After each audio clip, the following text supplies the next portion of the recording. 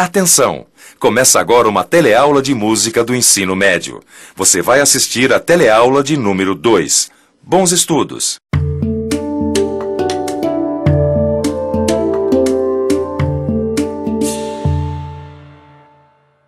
Olha, Lígia, meu bem, quanto amor pra te dar.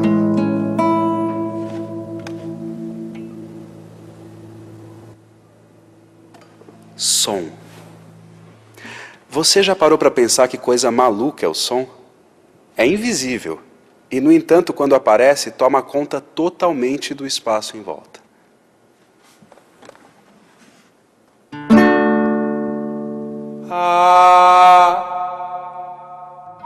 Na teleaula de hoje, você vai tentar responder essa pergunta: o que é que tem dentro do som? E vai ver que essa pergunta pode trazer não apenas uma, mas muitas respostas. Todos os dias a gente descobre alguma coisa através do som. Ondas. O som tem um negócio vivo, né? Que é pra despertar um negócio legal nas pessoas, né? Tem vento, né? Não?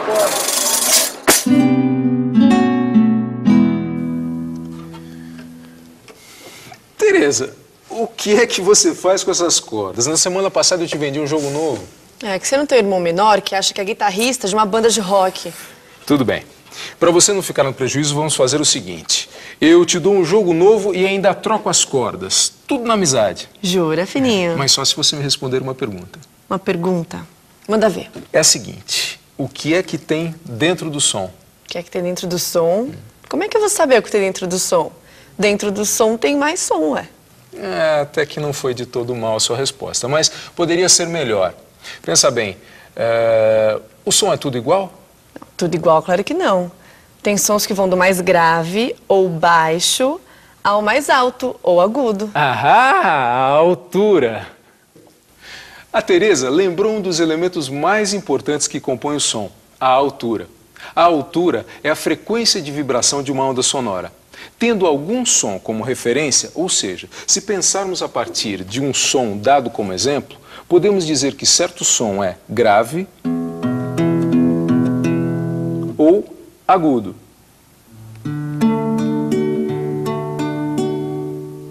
Um som que achamos agudo tem uma frequência de vibração mais rápida que a de outro, enquanto um som que achamos grave tem uma frequência de vibração mais lenta. Os sons agudos são altos. Os sons graves são baixos.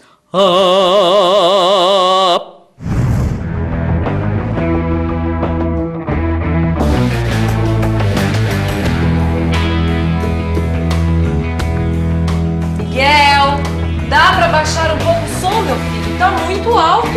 Não, mãe, não tá. Claro que tá, eu tava ouvindo lá do corredor. Mãe, volume não tem nada a ver com altura. Volume é intensidade. O quê? Talvez você tenha razão. Então você quer, por favor, baixar um pouco a intensidade deste som, por favor?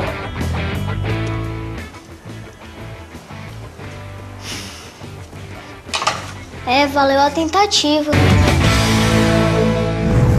O Miguel está certo. As pessoas costumam confundir a altura de um som, que é a frequência de vibração de uma onda sonora, com intensidade, que é quando ele é fraco, ou forte, e este é outro elemento que tem dentro do som. Controlando a intensidade, o som pode ganhar uma dinâmica. Por exemplo, ir do mais fraco para o mais forte. Dentro do som tem altura e intensidade. E agora, eu ganhei minhas cordas? Está quase lá, Tereza. Tem mais coisa dentro do som? Você que tem que me dizer. Olha só.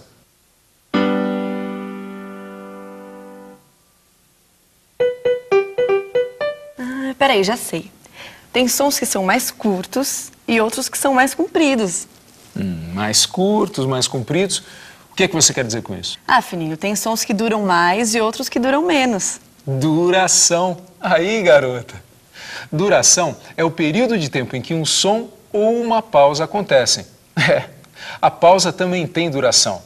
Um som pode ser bem longo, como a sirene de uma ambulância, por exemplo.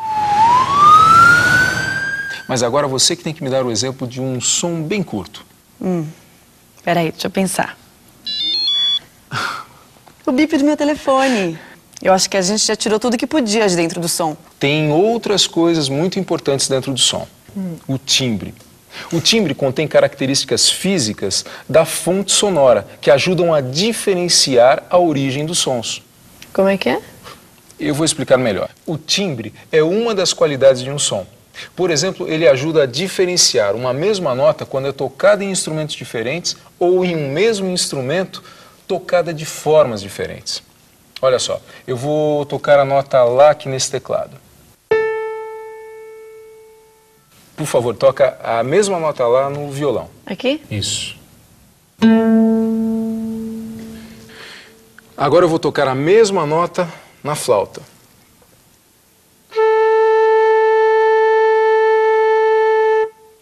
Percebeu? Percebi. Apesar da gente ter tocado a mesma nota, os sons eram diferentes, porque cada instrumento tem um timbre diferente. O nosso gogó é um instrumento, e como instrumento, cada um de nós tem uma marca registrada que é o timbre da nossa própria voz. Entendeu, Tereza? Sim, fininho. Mas o que foi mesmo que a gente encontrou dentro do som?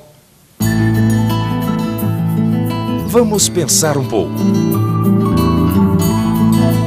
Quer dizer então que o som tem vários elementos. Os sons podem ter alturas diferentes, quer dizer, podem ir do mais grave ao mais agudo. Também podemos chamar os sons mais graves de baixos e os sons mais agudos de altos. E também tem intensidade. Os sons podem ter também uma dinâmica. Isso quer dizer que o som ou uma sequência de sons pode começar fraca e ficar mais forte. E vice-versa. E não para por aí, hein? Um som tem duração. Ele pode ser longo, curto. Finalmente, cada som tem uma qualidade que o diferencia de outros sons. Seu timbre. O timbre é como uma impressão digital do som. Será que tem mais coisas dentro do som? Impossível. A gente já viu tudo que tem dentro do som. Será? Fininho. Tereza, pensa bem, o que mais a gente pode tirar de dentro do som? Nossa, não faço a menor ideia. Tem som em tudo quanto é canto do mundo. Tô ficando meio confusa já. Tereza, você viu o que você falou? Tem som em tudo quanto é canto do mundo. Isso quer dizer o seguinte, cada som criado nesses 4 cantos do mundo traz uma história. E o som é também uma espécie de documento de uma cultura. Olha o Brasil. Em cada canto do Brasil que você for, a música tem um colorido diferente, um jeito de ser e de contar a história daquele lugar.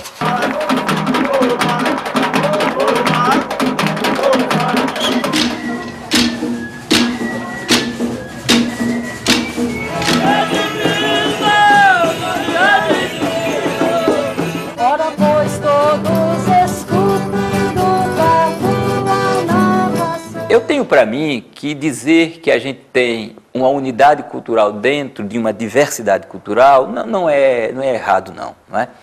Eu cito alguns exemplos. Por exemplo, o próprio Bumba Meu Boi. O Bumba Meu Boi, ele se manifesta com diferentes nomes em todo o Brasil. Já disse aqui que boi bumbá lá em cima, mas, por exemplo, lá em Santa Catarina é chamado boi de mamão. Por quê? Porque a cabeça do boi era esculpida no mamão, na própria fruta mesmo. Tem boi calemba, né, no Rio Grande do Norte, mas todos eles têm aquilo que eu diria que fazem parte da sua unidade, um grupo que toca, outro que dança, outro que representa. Todos têm essas características, mas de forma regionalizada, com sotaques, com pequenas nuances que são as diferenças daquela região onde eles estão presentes.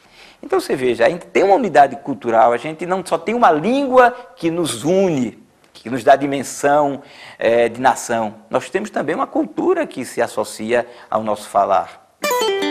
Quer dizer que eu ganhei mesmo essas cordas, Fininho? Trata, Tereza. Então eu vou aproveitar e levar essas partituras para violão aqui. Claro. E você sabe ler bem a partitura? Eu estou aprendendo. E não vem me dizer que isso também é uma coisa que está dentro do som. E por que não?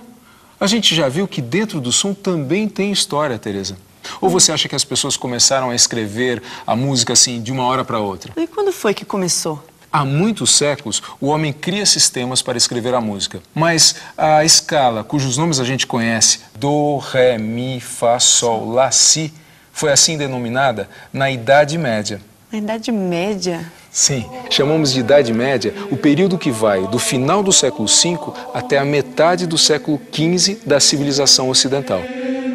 Mas foi só no final do século X e início do século XI que um músico chamado Guido d'Arezzo, um monge beneditino, musicou os versos em latim de um hino a São João.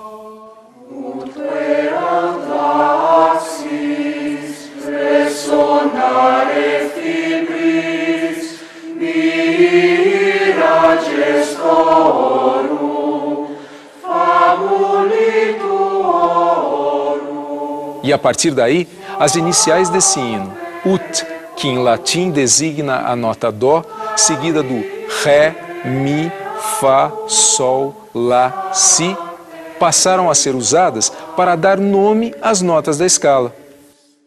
Por isso, até hoje, usamos esses nomes para identificar as principais notas musicais da música ocidental. Nossa, que legal! E atenção, se liga aí que é hora da revisão. A teleaula de hoje fez uma pergunta: o que tem dentro do som? Você viu que os sons possuem elementos que o caracterizam. E aprendeu que os sons possuem altura. Eles podem ir dos mais graves aos mais agudos. Você também aprendeu que os sons possuem intensidade. E eles podem crescer de fracos para fortes, ou vice-versa, decrescer de fortes para fracos, seja apenas um som ou uma frase musical. A sequência de diferentes intensidades chamamos dinâmica. Além disso, os sons possuem duração, podendo ser longos ou curtos, o que colabora para a riqueza do ritmo.